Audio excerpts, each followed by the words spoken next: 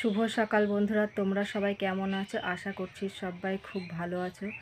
সকালবেলা ঘুম থেকে উঠে বাসি কাজ কর্ম সেরে স্নান করে নিয়েছি।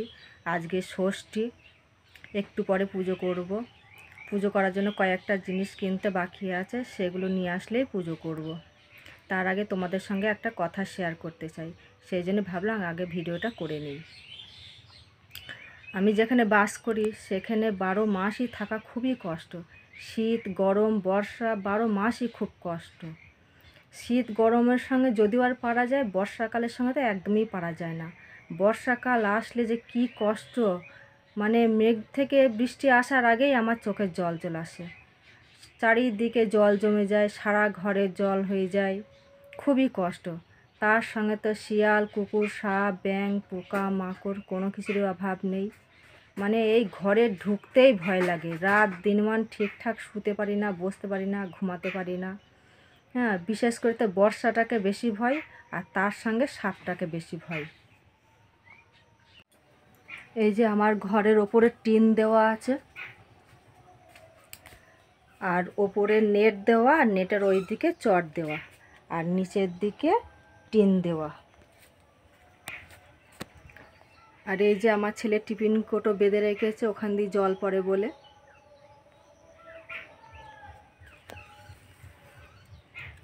আর এই যে এই ফাঁকাটা দেখা যাচ্ছে, এই ফাঁকা দিয়ে একটা সাপ ঢুকে পড়েছিল আজকে সকালে।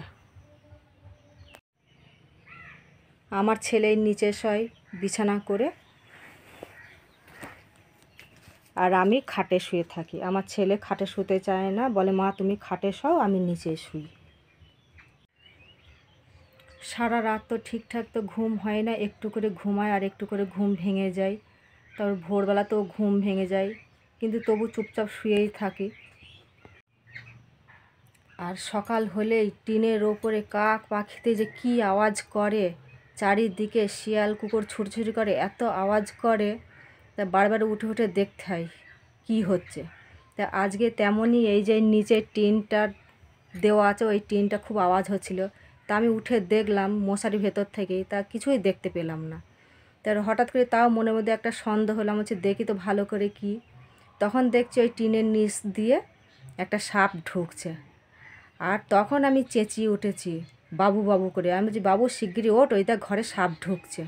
তখন আমার ছেলে ঝেড়ে মেরে উঠে পড়ে, আর আমি তখন খাটে জোরে জোরে ঘা মারছি যাতে সাপটা বেরিয়ে যায়। আর হাতটাও আমার ফুলে গেছে খাটে ঘা মেরে মেরে।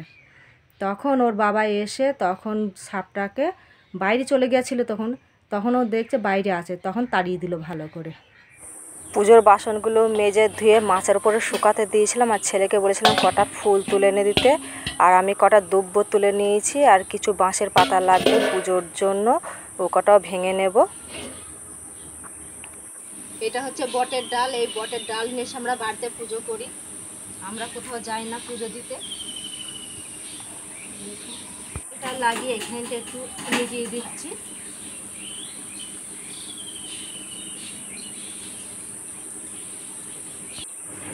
পুজো দেওয়ার জন্য সব কিছু জোগাড় করে নিয়েছি।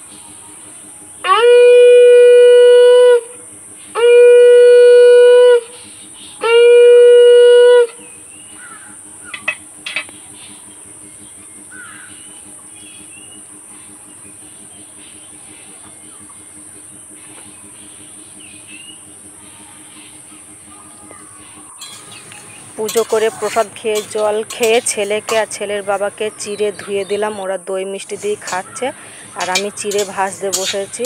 আমার চিড়ে ভিজিয়ে খেতে ভালো লাগে না তো। আমার একটু অসুবিধা ছিল, সেই জন্য ভিডিওটা দিনের দিন ছাড়তে পারিনি। ভিডিওটা ছাড়তে অনেক দেরি হয়ে গেল। আর এই চিড়েটা ভেজে এখন সর্ষের তেল, লবণ, লঙ্কা দিয়ে মাখাবো। এই চিড়ে ভাজাটা খেয়েই আমার শান্তি।